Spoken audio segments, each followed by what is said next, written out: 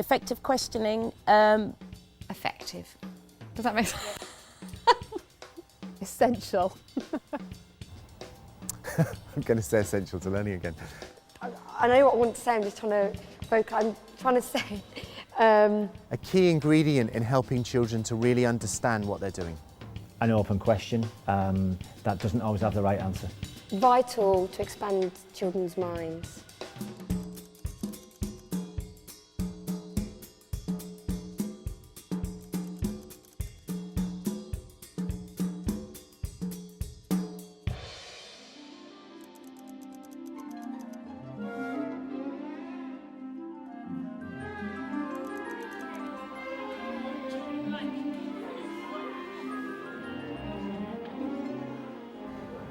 Are all answers acceptable?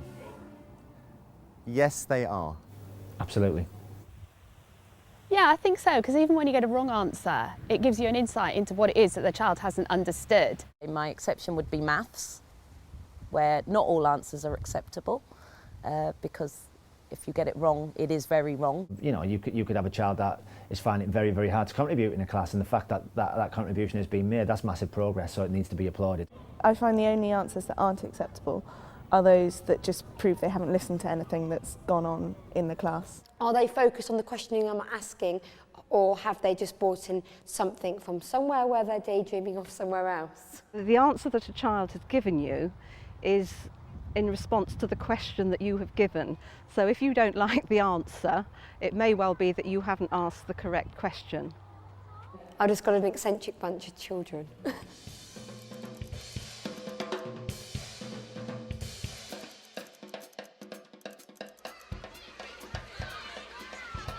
It's really important that children feel that they can safely answer a question. They aren't going to feel that anyone's going to laugh.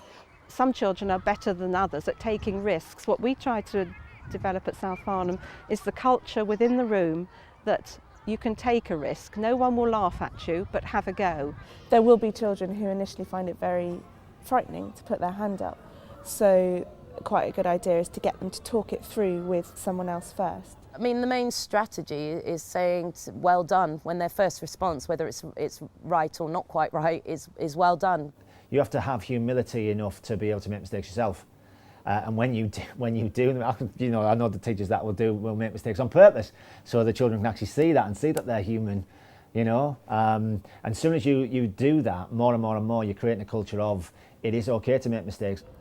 It's also important that if, you know, someone begins to make fun of someone for not getting it right, or you just have to make it very clear that actually, no, of course, you know, everybody makes mistakes. Even Miss Gill makes mistakes, and you know, we all do it, and we all learn from them. You will know if you've got the spirit level right in your classroom. If a child says an answer and it's completely off beam and wrong, how many children laugh at them? And if the answer is none, you're bob on, you're spot on.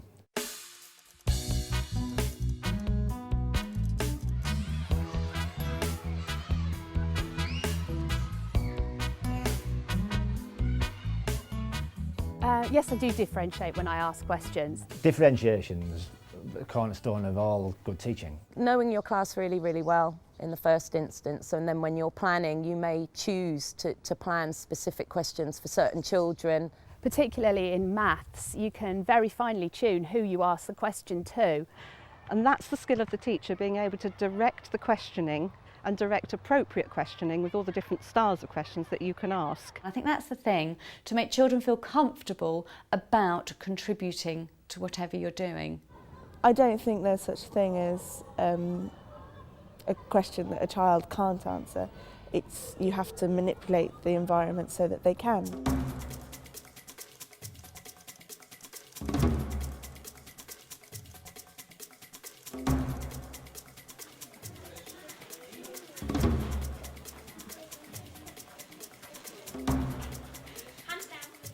I tend not to do hands up to questions. I have a strategy that I picked up a few years ago where I have all the children's name in a pot, and it actually really, really assists in keeping children engaged and focused on task, because they don't know when you're going to pull the name out of the hat. That's not to say that I don't cheat. sometimes. The fact that a child will have their hand up, for me, shows that child's got confidence. Whether the question is right every time or whether it's wrong every single time. The children enjoy the excitement of putting their hands up, but there are also times when I will deliberately ask children whose hands aren't up. There's that very important point that you must have wait time. When you've asked the question, give the children time to think. While they're listening to the question, they twiddle their thumbs, and then they get sometimes 30 seconds to think about it. A tip somebody gave to me, another teacher, was to think, count in your head to 5 and then get a response. Then if they know the answer, they put their thumbs up. If they're not sure, they do that. And if they think they don't know the answer, they do that. Sometimes I'll do a sort of countdown, 3, 2, 1, and the children will give me a choral response. As a teacher, you can decide whether you ask the children who are confident with the answer or whether you want to find out about who's feeling insecure and what they think, or if you want to find out about misconceptions, you could ask the children with their thumbs down to have a guess. And you do get those children that just want to please the teacher, and therefore their hand's constantly up, but that should be celebrated, because one time that child will get it right.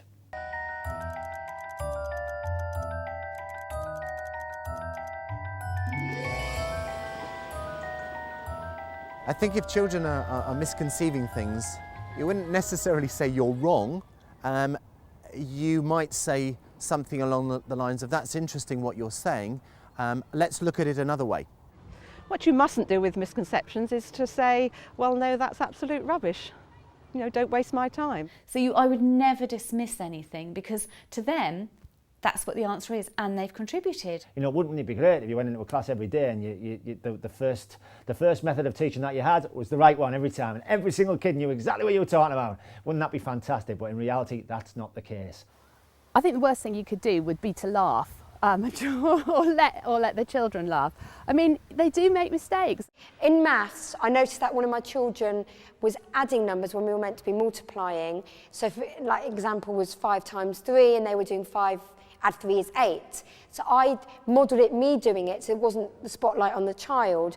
And I showed it, and I was like, and the children were like, no, it's not that, you're adding. And getting them to go, so the child goes, oh yeah, I get it, without the embarrassment. Sometimes they've not heard. I once said to a child, did you mishear me? And he said, no, I think I mislistened. So sometimes they mislisten and they're not concentrating, and asking them a question can kind of pick them up on that and refocus it, and with any luck bring them back on track. Right, well, misconceptions can be a very good way of making a teaching point, because what you would do is ask a supplementary question to that child. Why do you think that? Can you explain a bit more about how you've come to that conclusion? Can you tell us the method that you used to get there? And in that, some other children may also have that misconception, so you can use that as a teaching point.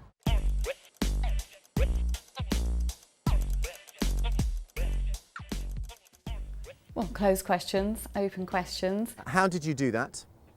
Why did that happen? Lower order questions, the higher order questions, everything in between.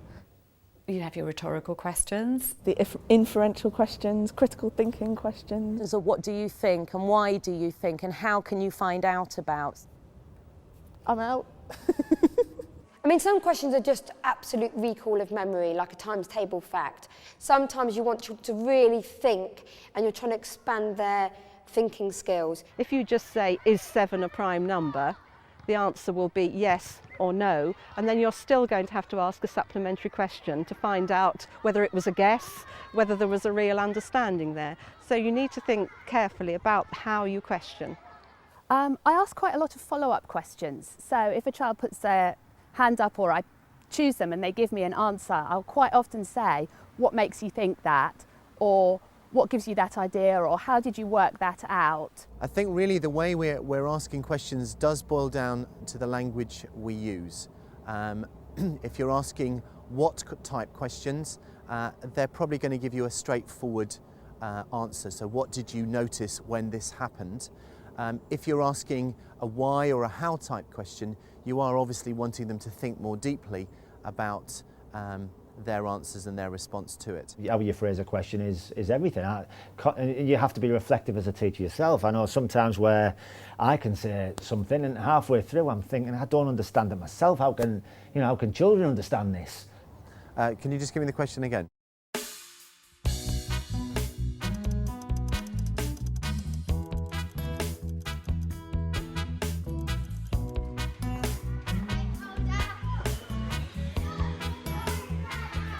Bloom's taxonomy.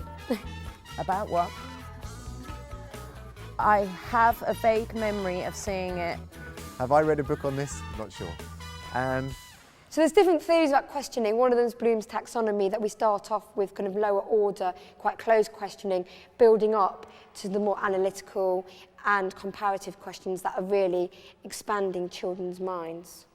Much of the questioning that goes on in classrooms, research has shown, stays at the lower levels of this hierarchy of learning skills, stays within the knowledge and the comprehension band. In other words, the teacher imparts, the children go have understood and go and do something that hopefully shows they've understood. It does help to have started with the sort of lower order questions, the recall, to help them be secure in what they know and what they understand, and then to take them from there. You're probably asking them something like, what did you see happen? What answer did you get? And then you're going into, how did you get that answer? Why did that happen? And then scaffolding them up to more analytical, longer answers where they've got to contrast, compare, analyse, and really challenging their thinking. You can often move them on into more challenging areas by prompting them or giving them an alternative, or saying, playing devil's advocate, saying something that you know they don't believe and forcing them to contradict you. But it's really key to keep asking those questions. If we want good thinkers and learners, we need to ask the second and the third questions.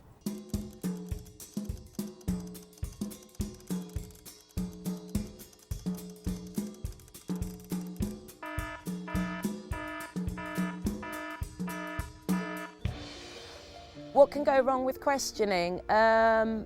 You could get an answer from left field. That's happened to me many a times. But it's sometimes those left field answers that take the learning in completely different directions, which you need.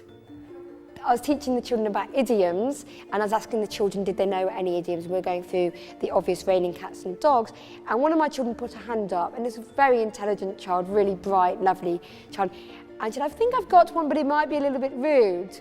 One of the best ones I had was in answer to the question, what is the Mississippi? A child responded, a teacher, and it took me quite a long time, and I remember staring at the child, a teacher, and he said, yeah, Mississippi. So all the children were like, what is it, what is it? To this point, I had to let her say it. And she said, the dog's bollocks? Always expect an answer, never ask rhetorical questions. It's just opening yourself up for needless grief. I think the worst thing is when you get nothing. When you ask a question and you get the answer, dunno. You know, if you've got a child that's desperate to join in, that really, you know, has been waiting all week and has been encouraged by a different teacher or a different class to share their opinions and ideas, and they answer and they've taken weeks to do it, and the answer and it's wrong, and that teacher says, oh, sorry, next. And there's a massive opportunity gone. So when is the next question that child's going to answer? Who knows?